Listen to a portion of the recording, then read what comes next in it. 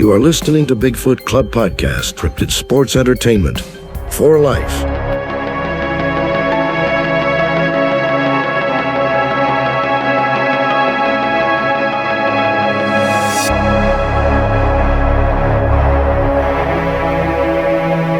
Hey everybody, Bigfoot Bob. I'm here with my nephew, Skookum Steven.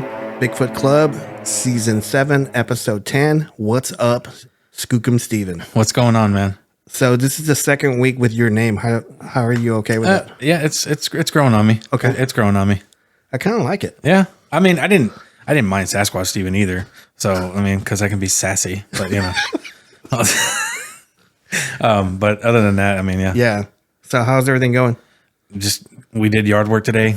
I'm trying to get over like the allergies from it, but Yeah. I had a foot procedure this week. Ah, yes. So my foot's hurting a little bit, but I'm good. You got your shoes on? Yeah, I got my shoes on. That's all that matters. Yep. And I was able to cut the grass, so good to go. Yep. So today we have, I'll let you do the intro here. Yep. We have Giano Cromley. He's the author of 2 indie YA youth author novels, The Prince of Infinite Space and The Last Good Halloween, and a short story collection, What We Build Upon the Ruins. He is a recipient of an artist's fellowship from the Illinois Arts Council and was a Bookends Fellow at Stony Brook University. Originally from Billings, Montana, he graduated from Dartmouth College and received an MFA from University of Montana. He has worked as a speech writer and deputy press secretary in Washington, D.C., and he has taught GED and ESL classes in Chicago. He is currently an English professor at Kennedy King College, where he is a chair of the communications department. He is also an amateur woodworker and a certified wildlife tracker. He lives in the south side of Chicago with his wife and 2 dogs. Giano, welcome to the club. Hello. Welcome. Hi, thank you. This is a treat. I'm super excited to talk with you guys tonight. Man, I just wanted to first say, but what I've read, I really, really like. And I'm super excited about because I've already pre-ordered the book already. So yeah, but I just wanted to tell you, I'm super excited. And Steven's a better reader than I am. So I like to read. I like, if I'm not playing video games, I'm reading, and whatever catches my attention, like a new author or anything like just a book like that. If it just catches my attention, I won't be able to put it down. Yeah, so, you just pick it up. And now, do you read? No, you said you read physical. You want the physical book. Physical. I've noticed that because I remember I was like, oh, I want to get the what are they called? I forgot the name of it. Yeah, it was like a real big thing. Kindle. Kindle. The Kindle. And I was like, and I got it, and I was like, it's not the same. Like I read a book in it, and I was like, I finished one book. I go, I did not like it. I did not like the experience of it. It just felt weird. It's different for different people, I guess. And you can't feel where you are in the book, right? Yeah. Like your fingers tell you, oh, I'm like 2/3 of the way through the book. Like, so you kind of know where you are in the story. It's right? like muscle memory when you're holding it. It's all muscle memory, and I'm all and even if I do forget, I'm like, hold on, let me read the page before, and I'll read. And I go, now I know where I'm at. Exactly. And then I go from there. Yeah, because you're like, wait, I need to go back. Yeah. It's hard to do that on a Kindle. It's perfect for traveling. People like to read. They don't like to carry a bunch of books, and it's right there. I get it. It works for some people, but for me, I'm old school. I like the actual physical touch of a book. Soft. I like that. Soft cover, hardcover, doesn't matter as long as I'm reading the book. Yeah. Giano, I wanted to ask you, American Mythology. What got you to write a book about Bigfoot researchers? Because that's what it's about, right? Yeah. So I am just a lifelong Bigfoot fan, right? Like I've been fascinated with Bigfoot since I was a kid. And I think people of my age, there kind of are 2 seminal events in like Bigfoot media, right? And I think most people my age would say it was the TV show In Search Of, right? Do you guys remember that at all? Yep. Okay. And I literally just remember, Leonard Nimoy, Dr. Spock, narrating it. So I really remember that really well. And the other one is a little bit sillier. There was a $6 Million Man, like 2-part episode with a Bigfoot. Do you remember that one? Yeah, I do. Robert's face lit up. I did. Do you know who played Bigfoot in that episode? The first one was Andre the Giant. Yeah. Yeah. Okay. So wait, there's a second one? Yeah, there's a second one with the Bionic Woman. I can't think of the guy's name, but he was a tall guy too, but it wasn't Andre. Okay. So there was an episode with with Lindsay Wagner, I believe was her name. Okay. Yes. Yeah. She was the $6 million woman. Yeah. Right. Yeah. Right. So there was an episode of that one. I watched that one too, but that one, the one you're talking about, man, that one, like I cleaned up and I would like eat my dinner and whatever I had to do and took a bath, and before that episode came on, and I was super excited. Yeah. Yeah. I mean, it was wild. I mean, have you gone back and watched it recently? I have not. Okay. It's a lot wilder than you probably remember. Like, so I just remember as a kid being like, holy shit, like it's Bigfoot, like, Dad, is that real? Like, oh my God, it just was out of my mind. It turns out like the actual episode is like bizarre. It's like they're aliens that live in a mountain and Bigfoot is a robot that they built. It's very strange. I'm not trying to burst your bubble on it. No. Yeah. No. I was heartbroken when I found out it's a robot. Seriously? Yeah. Okay, Come so on. you remember that part. Okay, yeah. I had totally forgotten that part. So yeah. Anyway, I mean, really, ever since then, I've just been fascinated by Bigfoot. And again, growing up at that time, it was really difficult to kind of find that stuff. I mean, you had to go to a library. You had to check out books that from that one section that had just weird crypto stuff, right? And it just kind of felt like this secret, like knowledge, that I was fascinated by it. And so I kind of, as I grew up and I knew that I wanted to be a writer and I had written, various things. And I always knew that I wanted to write a book about Bigfoot, like a Bigfoot novel, right? And not nonfiction, because it's not really my specialty, research and that kind of stuff. I like it, but it's just not my bag.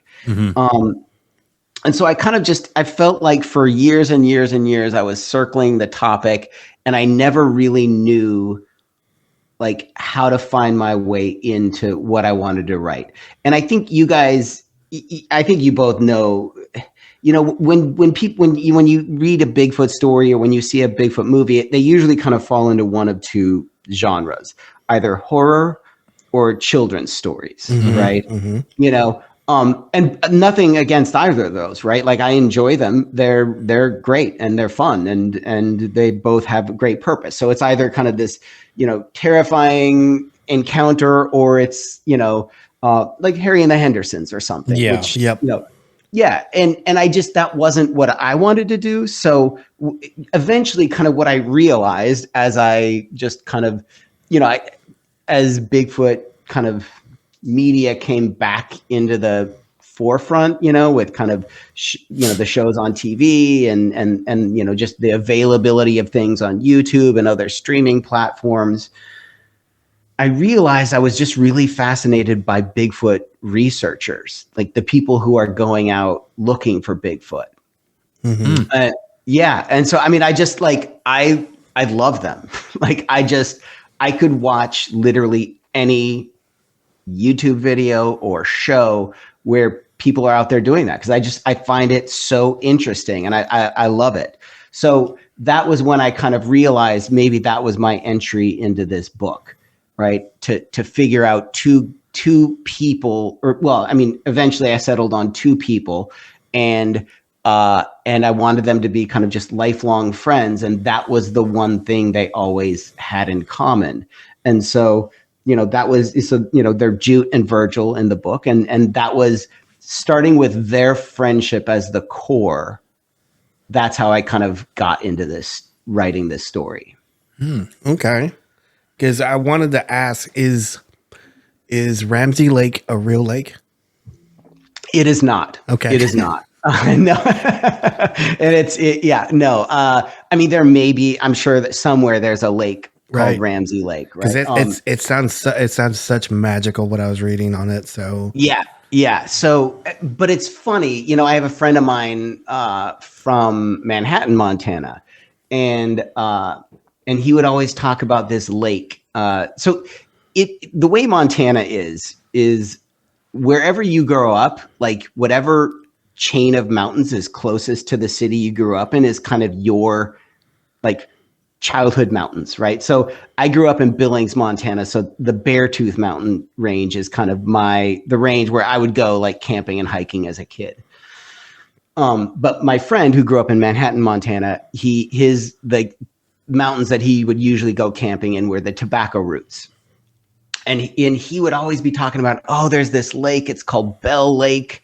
We got to get to Bell Lake but it's like a 3-day hike and we can try and get dirt bikes in there. Maybe that'll shorten it by a couple days. And we never got around to getting there. But I just remember him talking about that lake and just all the stories of how cool it was and kind of magical it was. That I think was probably the seed of me thinking about this, like creating this lake, Ramsey Lake, which in the story has kind of actual mystical qualities to it. Mm-hmm. I was going to say that there's a when I was reading that part, there's a place in the Texas-Oklahoma border called Brown Springs. Mm-hmm. And I know we've done an episode on it, probably on season 2 or season 3, but that place is like, it's got a lot of lore, like a lot of lore from I think the Caddo Indians and in that area. Mm-hmm. And then there was a story about a girl that got her legs were broken backwards and she was raped, and it was supposed to be like primate semen, or that's what we heard from like a sheriff or a constable or something like that. But whenever we went out to go research this area, like I used to do paranormal stuff too. So I was a case director for a paranormal group for like 10 years. And so I dealt with a lot of EMF. And so when I was out there, I was bombarded by EMF, and I was like, it was just a strange place. And I looked up the area, and supposedly like the Dallas mob used to dump bodies in the area. And then there was Bigfoot there too.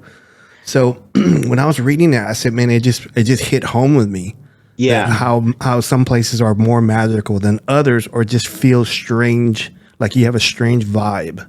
Yeah. Well, I mean, I think that's true. Like, I mean, again, I'm in my experience, I think that there are places that are just somehow different, right? Like there's, and you talk about EMF and I think that's probably one possible way you could measure that. But I'm sure, that they're just things that we're sensing that we don't even know that they're out there. And for us, it's just like, oh, well, I just got goosebumps, but maybe there's something else kind of emitting from this place. Right. Yeah.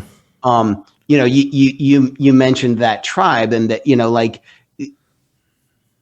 a lot of the native tribes have these kind of sacred places. And I don't think it's just like random coincidence that this one particular place would be considered sacred. I think that they probably sensed that there was something different about it that set it apart from other places.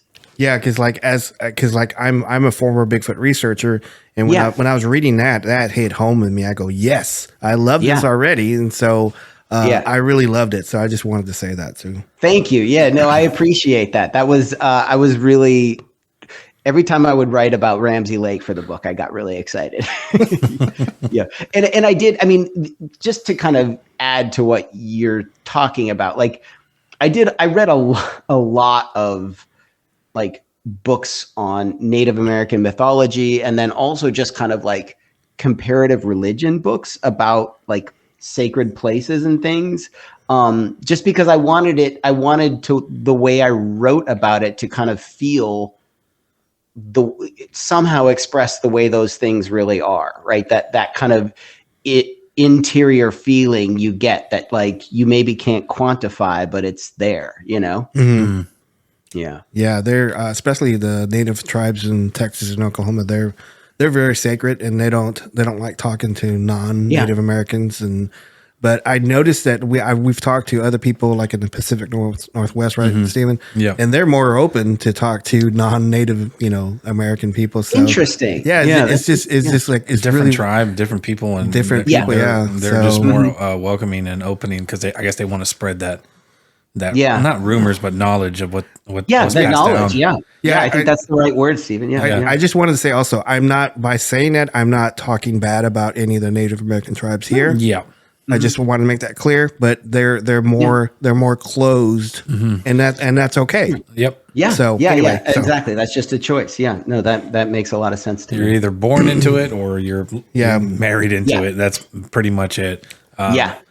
But do you think when it comes to like magical places like that, like where we're talking about sacred stuff, sacred land or sacred just areas, do you think? Now I haven't read the book, but do you think that Bigfoot of the area, they respect that as well? This is where that's a really good question. Yeah. I do.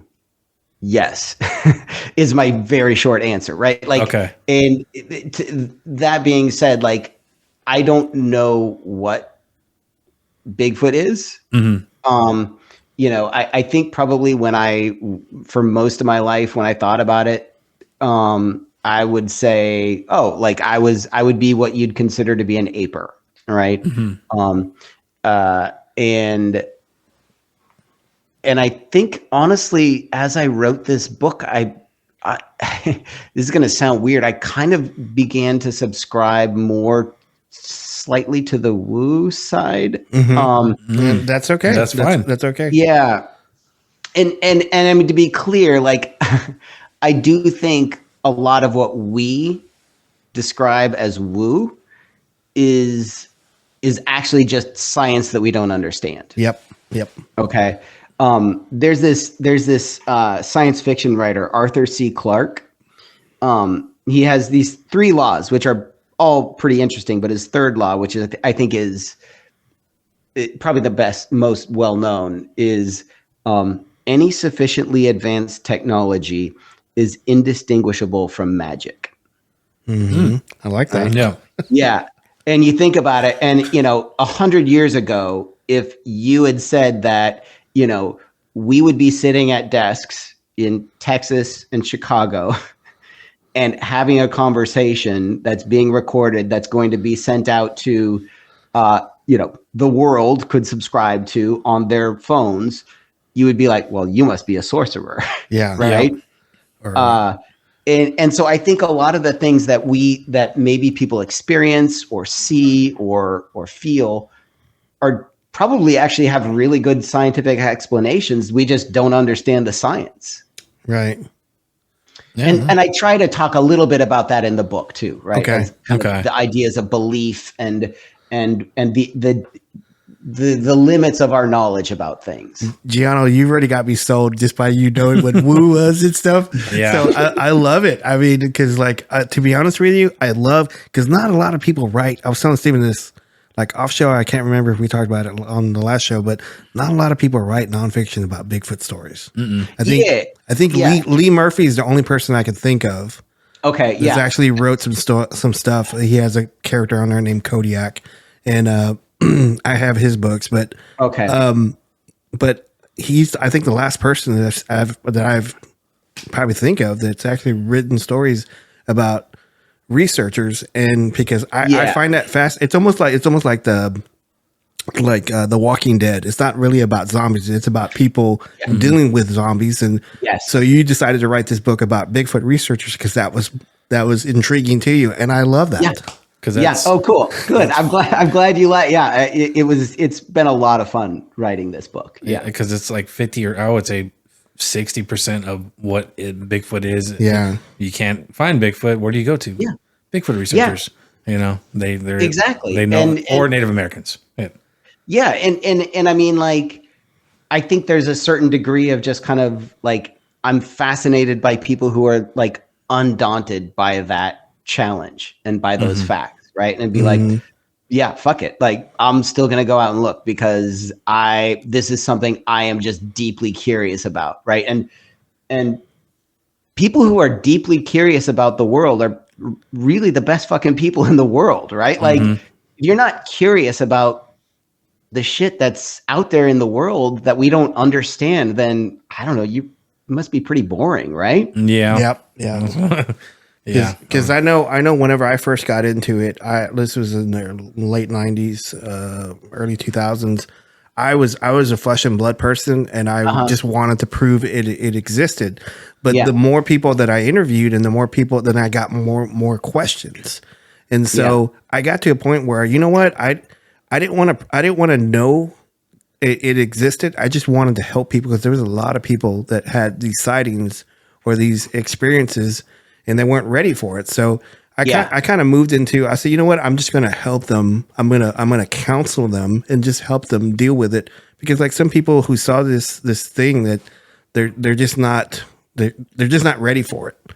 And so I kind of moved into that, but I've done a bunch of experiments in the field, and I've done a bunch of stuff, and I've seen a bunch of stuff. So that's what this, the podcast is basically about, is that we want to bring people to the light who's actually done stuff, and, authors included. So, and I think you were in that era of researching where, and I still think it's probably the same, but I think we're more open to it. But at that time, you said before that whenever you would, a witness, you had to go get a statement or something like that. You had to interview them, and they were like, "Yeah, I saw a Bigfoot," and then it got sucked up by an alien or an alien ship, or, spaceship, and you would say, well, "We got to write that out. We have to dismiss it because it has nothing that it's marked crazy." Yeah. Nowadays, you're like, well, you know what?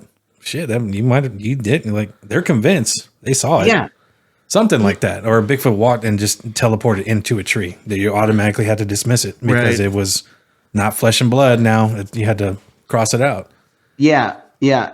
I do. I find that fascinating too. There's about 8 different things you just said that I found fascinating. I want to talk about, but like that idea of, I think there's maybe a misconception in the broader world that a lot of the people that are talking about experiences they've had are hoaxers, and obviously I'm sure there's plenty of those, but by and large, and I'm sure Robert, you can speak to this very well, I think the vast majority of people who've had an experience would say that it messed them up, and only reveal it very reluctantly. Yep.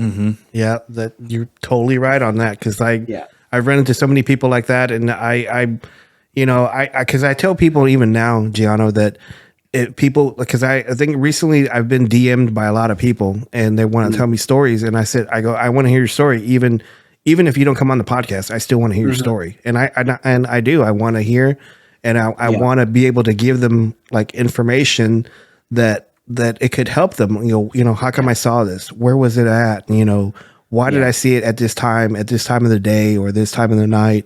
And so I try to present whatever I can and any kind of theories to help them out, cope with it. There's one guy that I'm still talking to now. I'm still counseling now for like 6 years. I still talk to him. So, So can I ask, Robert, you said you've had some experiences. What would you say was your kind of most, I guess, intense Bigfoot experience? There was a time we were in I think I was, Stephen, you weren't with me, but I was in the Comanche Mountains, and it's in southeast Oklahoma, and it was a buddy of mine that had a cabin up there, and so to get on this mountain, you have to have property up there. You can't just go up there. There's like a guard at the gate, and he'll let you in whether you got property there or not. And there was a time when I think the owner was building a dam, because so he wanted the residents there to go fishing at this spillway. He wanted to create it like a spillway and stuff. So we went down to go check it out, and it was during the day, and it was like it's a steep climb down. It's a steep climb back up, and as we were there, we smelled like a wet dog, and I guess we were there whenever they were there, and they were like on this tree line, and you could hear them moving, but you couldn't see them. And they were grunting and growling really, really loud. And I go, okay, I guess they didn't want us, because it sounded aggressive. Yeah. And so I say really loud, I say, okay, we're leaving now.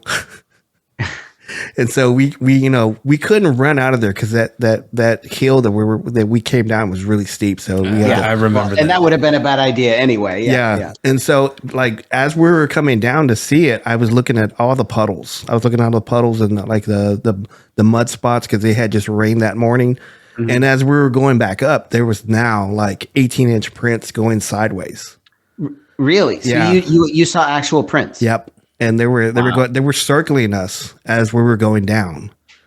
And we didn't even see them or even hear them. And that to me, I didn't see them, but I heard them, I smelled them, and they were, later on as we were going up, they were chunking rocks at us. So okay, that was pretty harrowing. So yeah. I like to say, going down that thing was easy. Going back up, my calves were singing and screaming at me. Yeah.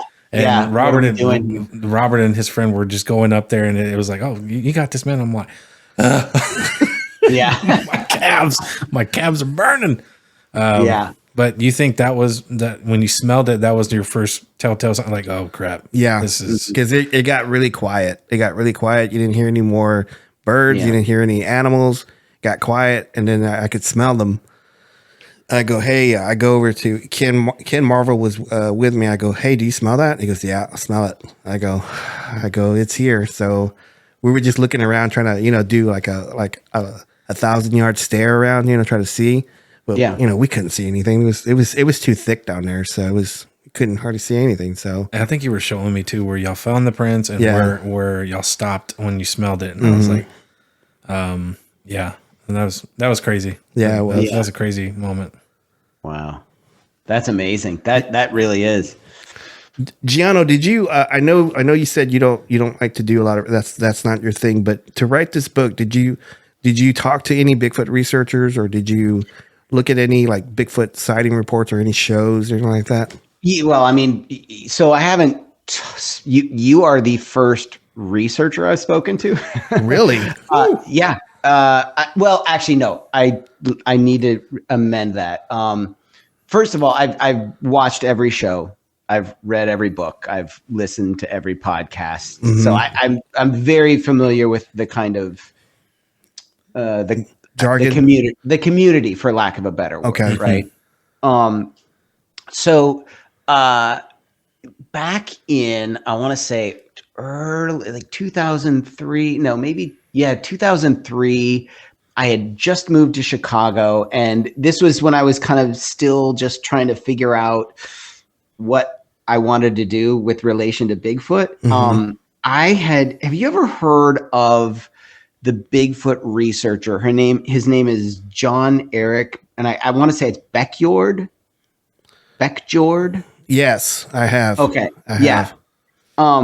Yeah, he was a kind of a big researcher in the 90s. And I think he was kind of very, at the time, as I think you probably, from my understanding, a lot of Bigfoot people can be kind of cantankerous or, whatever. Yes. And apparently he was also a pretty difficult person who would actually kind of like show up uninvited to conferences and kind of heckle people. He's a prima donna. Yeah.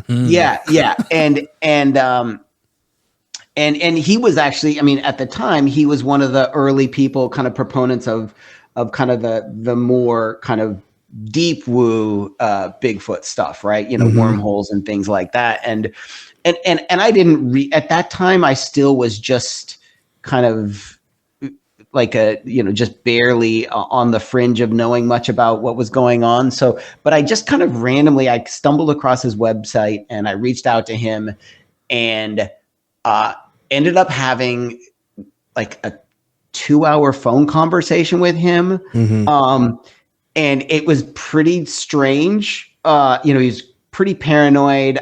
He was kind of, I think, pretty anxious about talking to me.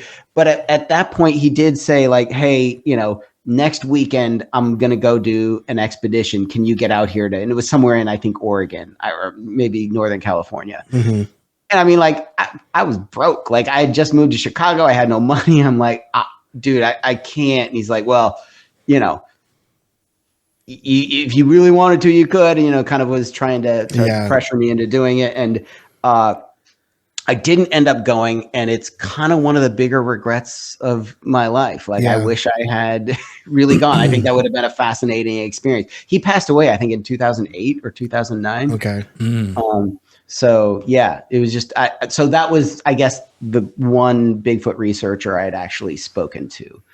Okay. Well, I mean, you seem to catch on to everything pretty well. So I mean, to be honest with you, I'm pretty impressed with some of the stuff that you're talking about. And are you sure you're not a researcher? Are you sure? Well, I mean, no. I mean, so like, I'm like a secondhand researcher, right? Like, I read the books, I watch the shows, I listen to the people who are out there doing it, right? So, and I mean, let me just say, like, I go out to Montana twice a year to visit my folks, and I always get back to the mountains and do a bunch of hikes. And so I'm always on the lookout. I'm not formally, I'm not bringing, heavy equipment or doing those kinds of things. But hey, listen, I would love to see it, for sure. My advice to you, whenever you do go back out there, I don't advocate this group, but the BFRO has the most updated,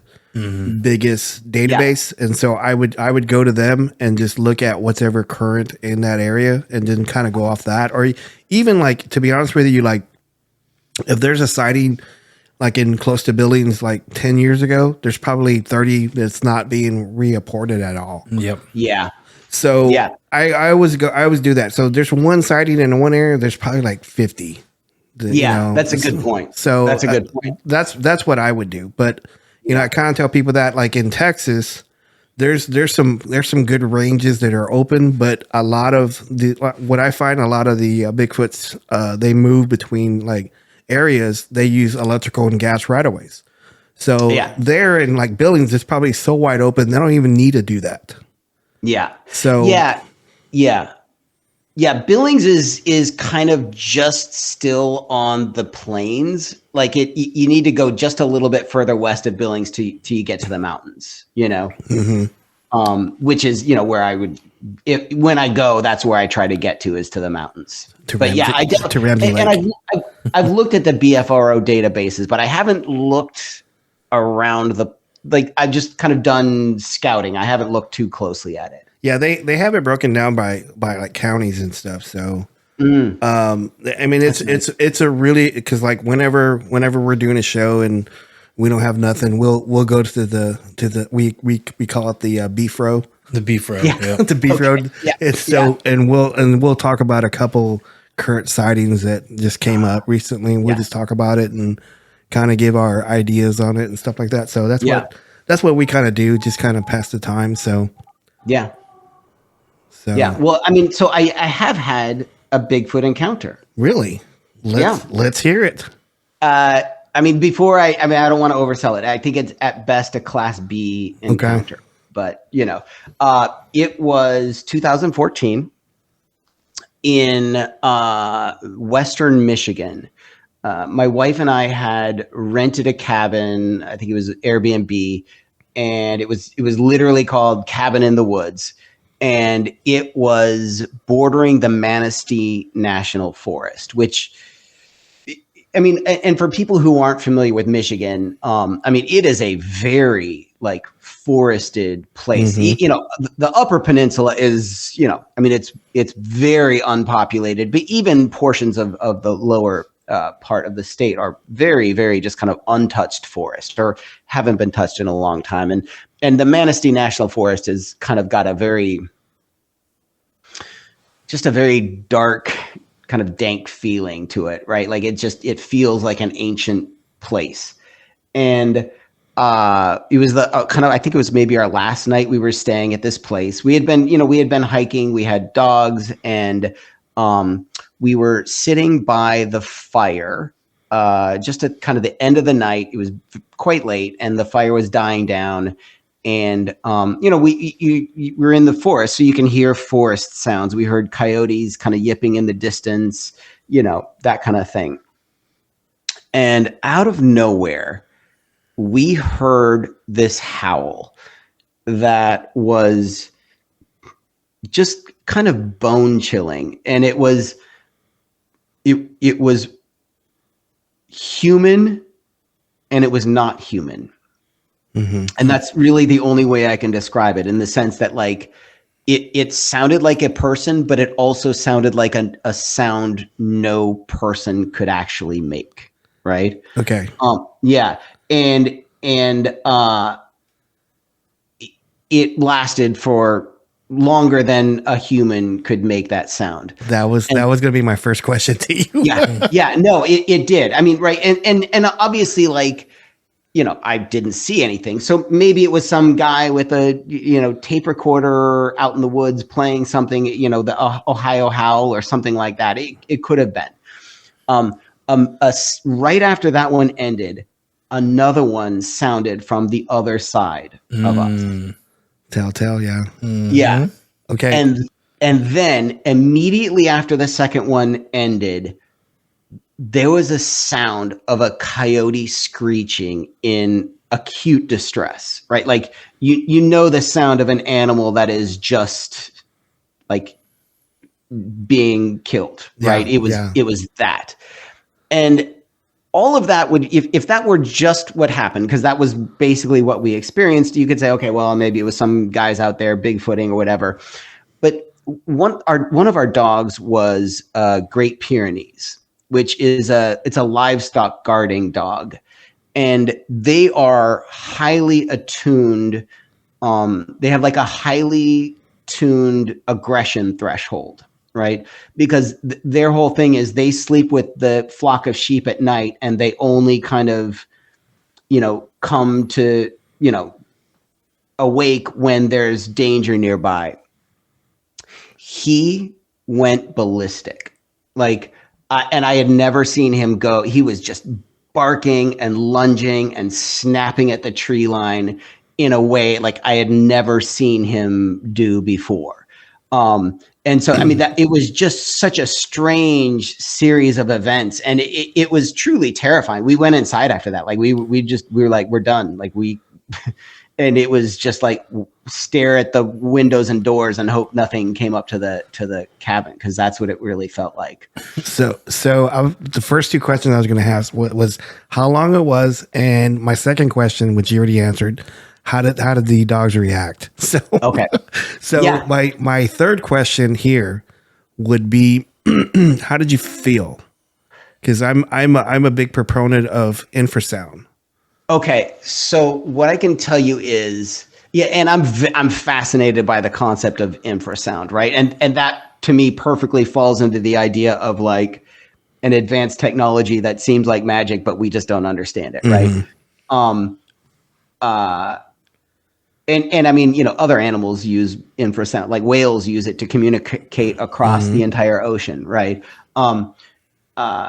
It was so terrifying. I can't even begin to explain it. And I've been camping in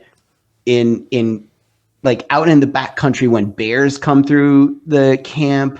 I've seen grizzly bear, you know, like I've seen a lot of shit you might encounter in, you know, in terms of wildlife, and I've heard it. And I've never been this scared ever in the woods. Now, your wife was with you too? Yeah. How did she feel? Terrified. Okay. Yeah. She was the one who I actually wanted to kind of still like once we got inside, I kind of wanted to like stay in the living room and look out the window, but she was like, no, we got to hide in the bedroom. Okay. Did you have like anxiety, stuff like that? You think, or no? Yeah. I mean, I can say that I didn't sleep that night.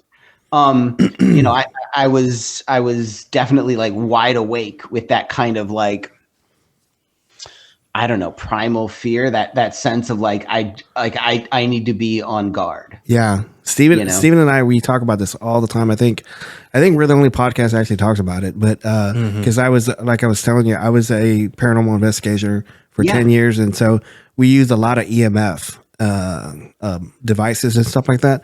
So when you were Bigfooting or just when you were doing the paranormal? No, whenever I was doing paranormal, I had K2 meters that were doing off reading the EMF, the milligauss and stuff. So we were heavily into that, and then we kind of got into this infrasound, and so the people that react to EMF is similar to infrasound. So Steven and I, we always had this theory that, because like the Bigfoots here in Texas and the surrounding states, they use electrical right-of-ways and gas right-of-ways. And Steven and I were thinking, what if they weaponize that and they use the energy there to really push people out of an area? Yeah. And so that's one of our theories. And we interviewed Dr. John Baranchuk, yep. and he's a PhD, and he's like a psychiatrist, and he's into like this scientific data. And he was saying, he goes, yeah, that's interesting. Because I would like to, gather data on that. And I go, yes. So I was just I really like your story, because that's actually right up the alley on how whenever we do interview people, we kind of get the same vibe. The dog's got it. Yeah. I mean, yeah. I mean, to me, that was honestly everything else aside. I think I could have just chalked it up to, okay, this was just either someone out there or I misheard something, although I don't think I misheard it. Right. But the fact that and again, he was a great Pyrenees. He was DNA was hardwired to be aware of dangers in the mountains and the forests, right? So it was so strange. But honestly, I'm curious. So what do you think of that encounter? Because I'm still, I guess, in my own head, kind of not even sure. Yeah, because a lot of people think there's different people that think that whenever they do calls like that they're warning of a person coming to an area, or they're communicating to another to either move or move on, or maybe they've caught something. And so by you saying that you were hearing that coyote, like like he was dying, that's probably letting them know that, hey, I caught something. We're like good for the night. But we were interviewing Matt Parrish a couple episodes ago, and he was telling us like every time he came out, because he was having this Bigfoot stuff happen around his house. Every time he came outside to check on something, he would hear claps or whistles, but he wouldn't hear yells. And I always tell him, I said, well, I had thought that yells are like an aggressive way of letting the others or that they know that you're there. Yeah. So that's just a theory. It's it's conjecture, but it's just one of those things that I always thought. All the many people that I've interviewed and talked to and read books on. So. Yeah, no, I think that makes a lot of sense to me. Yeah, that's super awesome. Yeah, it's right up there with. It has all the telltale signs. If honestly, the dog was like the final. Because I was on the coffin. I was thinking when you were telling the story, I was going like whenever you said how long it was, I raised my finger. Like, question 1, okay, and then you started talking about the dog, and I raised my hand. I go 2. That's question 2. So.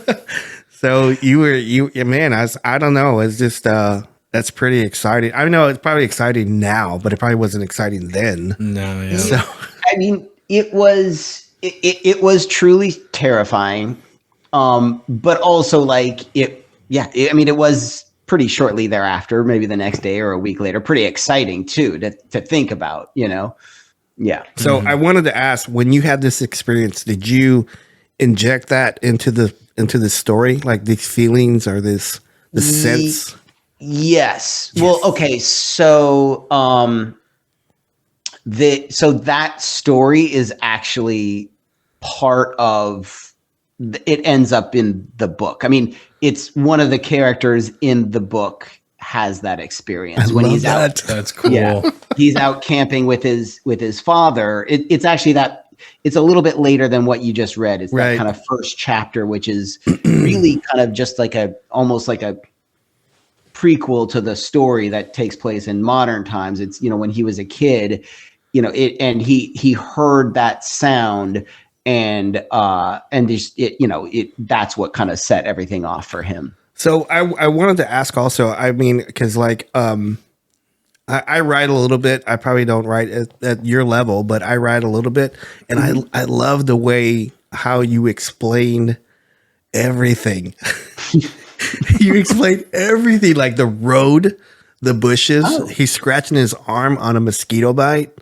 It's just everything. You were explaining everything, and I love that. I think that's so relaxing as a reader. Oh, good. I think that's so awesome. So I wanted to ask you, where did you get the inspiration to write the way you write?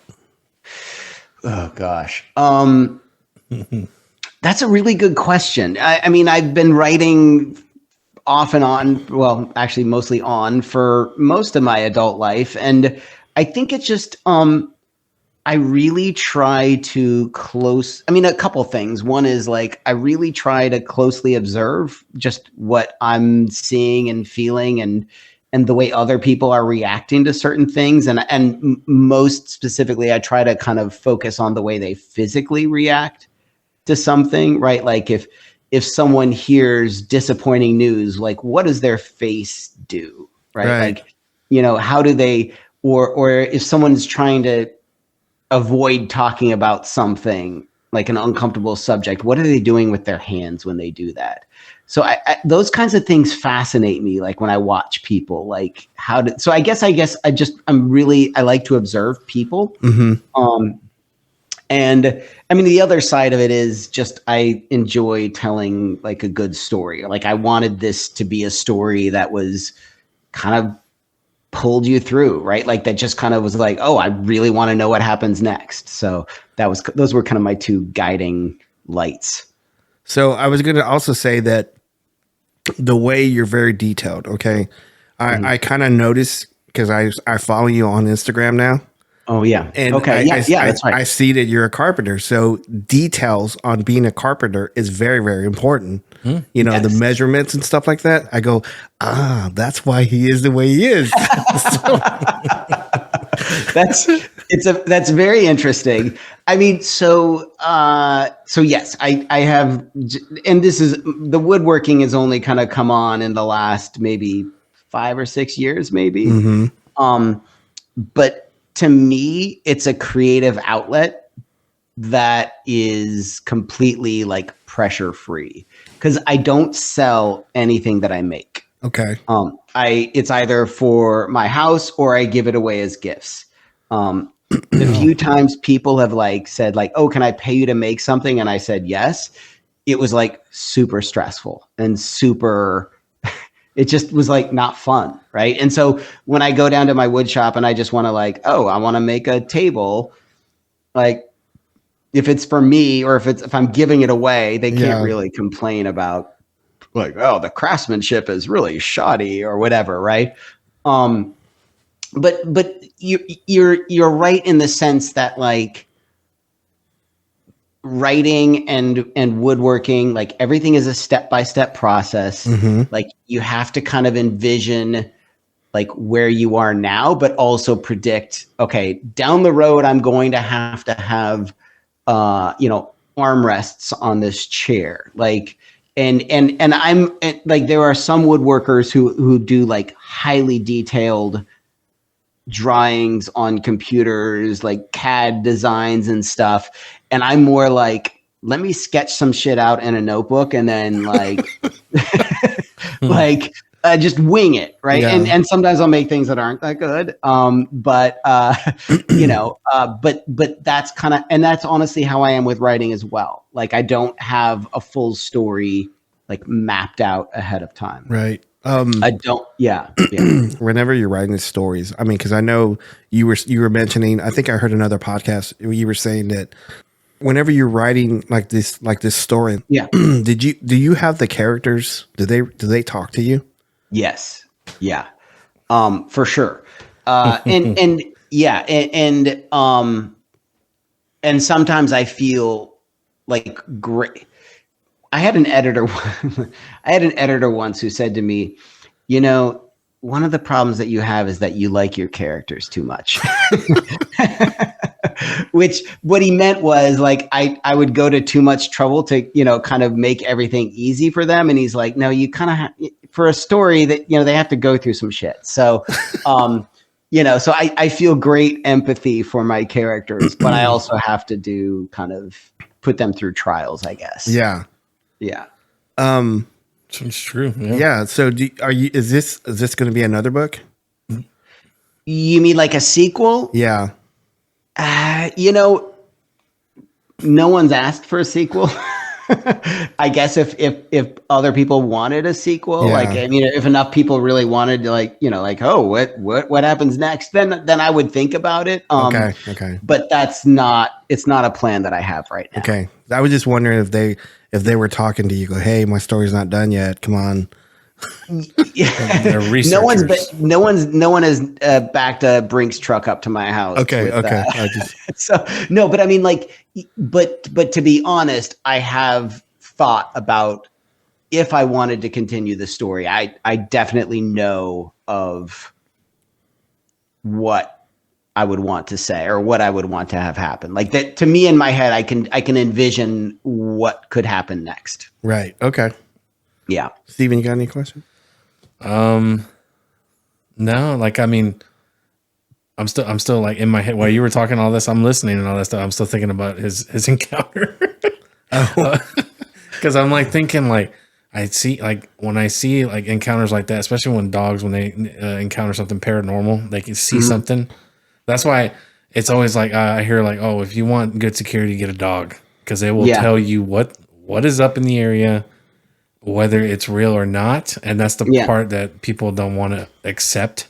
So I see a lot of videos of paranormal, like dogs, like seeing something in the corner and they're shaking. Yeah. And then all of a sudden they're peeing on, and I'm like, dude, that's, you have something bad. So it made me wonder if your dog was like doing, like, was it peeing, yiping? Obviously it was barking, but was it ever like, so like, I don't know if you know what do you know what Great Pyrenees look like? No, I do not. Okay. So you can Google one when we're done. They are like, he's actually looking it up now. They're like these big, giant, fluffy dogs with big, enormous heads, and they're super slow moving, and they're super docile. Like they are the chillest dogs in the world, right? And that's intentional because I want one. Oh my God, Tonka was a great boy. Yeah. But it's intentional because what would happen is when you're a sheep rancher, you would, during the summer, you would take your sheep out to, you know, kind of the mountains, you know, kind of mountain pastures, and they would basically be there all summer because that, you know, it's green up there. And, you know, so once they're done in the fall, you can come back down to the lower elevations where you'll have better, you know, more grass in the fall. And so really, you know, these Pyrenees, they would go out with the sheep and basically spend all summer with them out there. And they have to be super chill because they don't want to spook the flock, right? Like you don't want to scare the sheep and, you know, so you don't want a hyper dog that's right. And you want one that's really only responds when there is an aggressive threat of some kind, right? So it's like, this is built into their species or to their breed. And so Tonka was as chill as they ever came. Like he was not an aggressive dog. And so that's part of why the experience was so strange, because I had never seen him act like that before. Tonka, that's Native American, right? Yeah, it was. We call him Tonka, short for Tatonka, which was buffalo. Yeah, exactly. Yeah. I'm really surprised I actually know that. So yeah, no, you're right. It is. You're right. Yeah. Tatonka. That's Tatonka. Yeah. Awesome. Giano, we're coming up on an hour. Okay. That's usually what we do on our we go an hour. Yeah. I mean, I think we could probably talk for another 3 hours, I think. Well, I mean, we just talk Bigfoot forever, probably. Yeah. I mean, I probably have like a zillion questions for you guys, but I guess, you know, I don't know if it's my job to ask you questions. No, it's fine. I mean, we love questions. Yeah. Yeah. So, Well, so Stephen, I know you never said what your kind of biggest Bigfoot encounter is. We've said it a lot on the you show, have? Okay. but the biggest encounter I had was with my uncle. We went to Big Sandy. yeah, Big Sandy, Texas. And Okay, yeah. yeah, and it was to make it short, before that we were at a little small gathering with a paranormal group, and one of our mentors, Luke Gross, was there as well, and he approached Robert, and I was a kid at the time. Well, no, I wasn't really a kid. I was 16. yeah.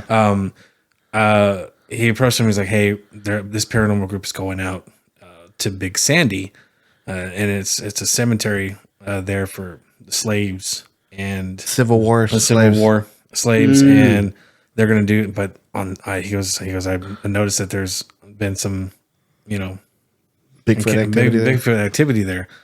And he was like, well, yeah, let's go. And then he told me about it. I go, dang it. Because I was like, at that time, I was like, I'm terrified of paranormal. I'm terrified of Bigfoot, or at least encountering one. So you're putting two things right there in front of me? Are you serious? I'm not ready for this. Mm-hmm. So Double whammy. It's double whammy. So we get there, and they do their thing, and it's pitch black out there. And my uncle likes to mess with me. He goes, it's all right. He goes, I got a spotlight, but I don't know if I charged it. And I'm like, oh, Jesus. And he goes, I'm going to turn off the lights, and it's going to be pitch black. You ready? And then he turned off the car, and I couldn't even see my hand. Got out of the car. Wow. And some things led to another, and Luke and Robert I think y'all did a tree knock first. Tree knocked and a couple yells. And then not even 20 seconds, not even a minute. We got a response. And we were like, oh, yep. And then you could hear them getting closer. Yeah. They screamed again, and we were surrounded. Really? And we had the spotlight, and all of us were, there was like a creek bed and the tree line, and we shined the light on the side, and we were able to see eye shine that was, I would say, 8 feet off the ground? 7-8 feet off the ground. Really? And we were just, and we all noticed it. We all noticed it, and I think it was either you or Luke was like, keep your flashlight on it. Keep your flashlight on it.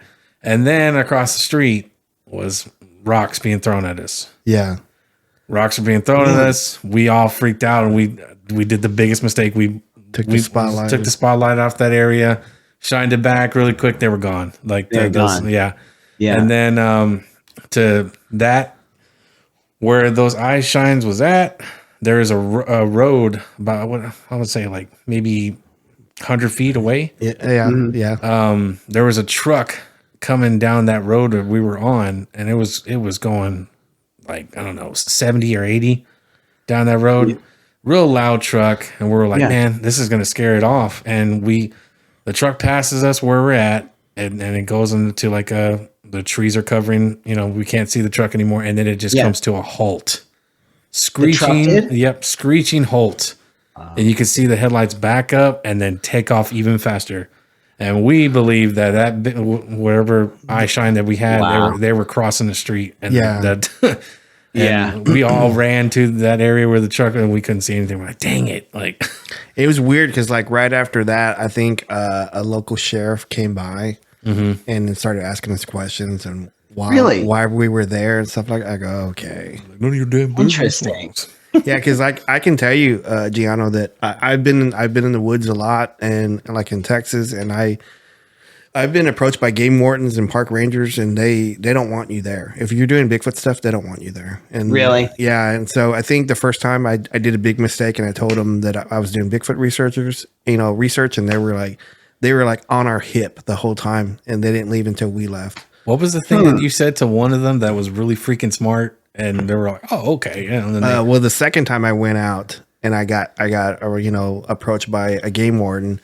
At the time, Giano, I was going to school, and so I had a school ID, and so I told him that I was writing a paper on deer migration, and I was doing soil samples. That's brilliant. I love it. and they goes, oh, okay. And he left. Yeah. And he left. Wow. And he didn't bug us anymore. So That was genius. That was Yeah, that's freaking fascinating. genius. You can't do that right now. Yeah. Your I know. student ID doesn't look the same. yeah. Yeah. Yeah. So I was just But it was funny because like we had a buddy of ours that was a constable, and he had his radio on, and anytime we were in the area, he would call me. He goes, "Hey, are you in the area?" I go, "Yeah." I said, "There's a lot of chatter on the radio about you guys being out there." I go, "Really?" I go, "Okay." Bigfoot Bob and Sasquatch Steven. So fascinating. Yeah. Yeah, it's strange because they don't, because like Stephen and I, we've interviewed like a native of affairs officer, like in what was the town, Concho? Concho. And so we were interviewing him, and I had one of these old tape recorders, the ones that you put batteries in, a big cassette tape in. So I had it out, and he goes, "Turn that off, and I'll talk to you." And I go, "Okay." So I turned it off, took the tape out, And then I turned mine on. You always do that. I always do that. Sorry. So, and then he starts telling us, like, goes, "Yeah, man, they're here out all the time. They're here all the time." And, I get like two or three calls a week on them. They're, they either stealing like, cantaloupe or hogs or something, whatever. And then, and he goes, I just can't report it. I can't be official on it. And I go, okay, that's cool. So, Yeah. But to answer your question, that was my Bigfoot encounter. That was the most adrenaline pumping. Like, I was like, I can't believe we're getting all this activity. Check your underwear afterwards. yeah, because I was, Giano, I was telling him, I said, you better be lucky because, it took like, sometimes it would take me 6 months to get any kind of reaction off an area that I knew that Bigfoot activity. And I take him out the first time and he gets it the first time. Yeah. I go, Isn't that the way it always is? Sometimes it feels like, the first timer gets the experience. Yeah, and that was so funny. Is that in my mind, what we were there, I was thinking all the worst scenarios of what could happen. Like, I think one of them was like, we saw Bigfoot clear as day. We look up and he's like, "Hey, come here," and walk away to the way. I'm like, no, I don't want. I had the worst scenario because my anxiety was just through the roof that night because it was just the whole. Yeah, at the time, Giano, I was in the Texas Bigfoot Research Center, and I wasn't part of that group. And Steven was my nephew, and he just wanted to tag along with me, whatever I did, and so I just took him. I took him with me, like in the field, or we went to meetings, or we went to outings and stuff, and like set up for the night and stuff like that. So I just brought him along with me. So technically, he's not a Bigfoot researcher, but he kind of is. But he is, though, right? Like, I think that's fascinating. Actually, and not to keep you guys if you need to get going. No, you're good. Like, Robert, do you describe yourself as a former Bigfoot researcher? It's funny you say that. Oh Lord. Like I don't, because I still get asked to go on Bigfoot outings, but Steven and I, we like to call ourselves cryptid sports entertainers. I've heard that. I love that, by the way. Yeah. That is a great, like, we report from the sidelines. You better copyright that. I know, right? We really need to.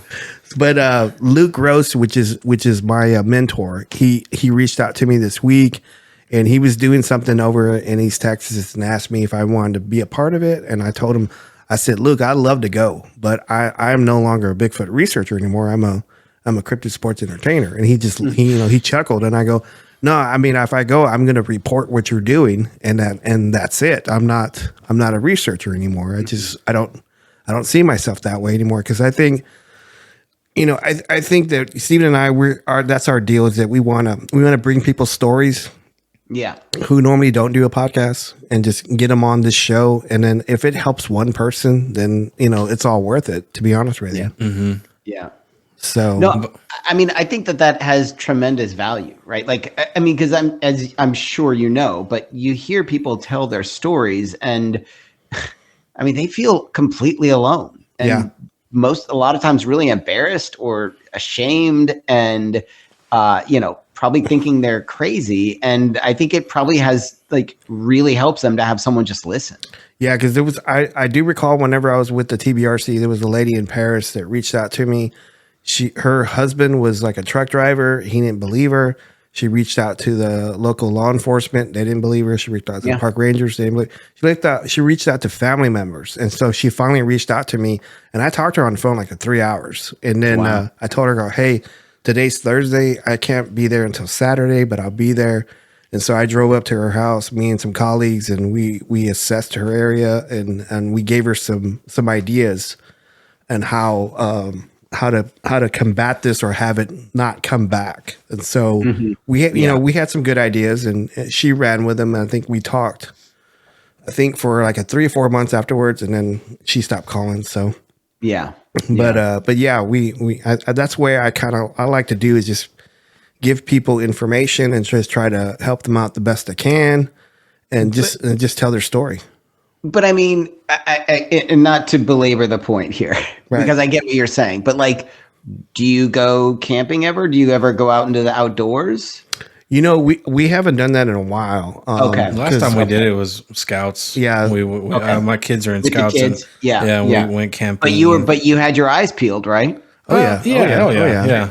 We've that's one of the things we always keep our head on the swivel when it comes to that. So go ahead. I feel like you calling yourself a cryptid sports entertainer is like me insisting that I'm an amateur woodworker. That's, where it's like, like once you say like, oh, I'm a Bigfoot researcher, then there's this pressure to kind of, break out the term, I don't like to toot my own. I never do that. I don't like doing that, but there's some people who know me and there's some people who don't. And I'm okay with it. And I don't, it's not a big deal. I don't take it personal. Oh God. It's just business, I always say that Steven hates when I say it. He says it for everything. It's like, hey, I went to McDonald's. They didn't give me my cheeseburger. It's not personal. It's just business. Just business. No, it's Godfather rules. It's a fuck up. You need to go back. You paid for it. You need to go back. No, but Giano, to be serious though, I got really sick in 2021, and I was paralyzed. Oh shit! Okay. And I actually coded for 7 minutes, and it came back, and I was on a ventilator for 8 days and coma for 2 days. I had to learn how to walk. Damn. So like walking right now, I'm okay walking, but rough terrain is really, really tough for me. So I see. I do get asked to go out a lot on like field stuff, and I go, man, you think you can walk down that steep thing in the kind of I doubt it. Yeah, I don't think I could do it. I don't know how I did it, and I was 19. So there's parts of my feet I still can't feel. So wow. Okay. So I don't do a lot of that stuff. So that's why I kind of say now we're cryptid sports entertainers. So But we did do something paranormal not too long ago. Yeah, about a year ago. So. Yeah, and that was something that I was just like, oh my God, I had to mentally prepare myself for that. Did you? Because so you're still a little scared of that? I'm a little. What I'm scared of is bringing something home. I don't want that in my sanctuary. But as soon as we go in there, we start getting shit. And Steven starts seeing things right away. I saw a shadow, and I was like, "Are you freaking kidding me, dude?" Oh my God!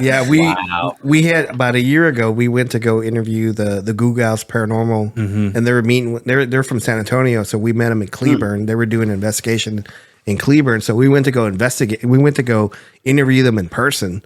Oh, nice for the podcast, and then they were like researching like next door to the place where we were eating. And I couldn't say no. I go, hey, you want to go with us? I go, yeah, let's go. And then you looked at me and you were like, please, are you gonna be okay? I was like, I guess. Are you gonna be okay? So I guess so. Yeah. Whenever we were there and we were about to, I was like, I walked around the place and I was like talking to, the higher being, and I was talking to my mom. I was like, okay, I'm going in here. Yeah. Whatever it tries to attach to me, you kick it off my body. Exactly. Yeah. When I walk out. Yeah. So I went in there, and I think because of that room where the shadow was, that lady that was giving the tour. Yeah. She's like, oh, okay, this room is kind of bad. Like there's a ghost here that's racist. And I go, oh, really? So and I think what I like to think is whenever we're going upstairs and I saw the shadow saw me, and it probably saw like my mom, because I lost my mom a while back, and he was like, nope, I'm not dealing with that. I'm gone. I'm gone. I'm gonna hide. So that's what I like to think. And after that, it was that whole place was just uneven. That's the only thing I didn't like. Yeah, it felt like I was gonna fall. It was right next. Giano was right next to a library that had a full body suit Confederate soldier uniform Oh, wow. And display. So Yeah. it was, and the buildings were like so close you could actually spit and hit it. Yep. Wow. You could Okay. stick your So- foot out and touch it, and Yeah. it was crazy. Yeah, that town is awesome. Though I would actually like to go back. Yeah. I wouldn't. Wow. mind. Yeah, So Cool. but man, Giano, you have any more questions? Well, no, this is good. I mean, I do, but I'll let it go there. Man, we gotta have you back on. Yeah. Because I really, really enjoyed this a lot. Yeah. Yeah, me too. This is awesome. I was pretty nervous about getting you on, but now Yeah, that you're why on, is that?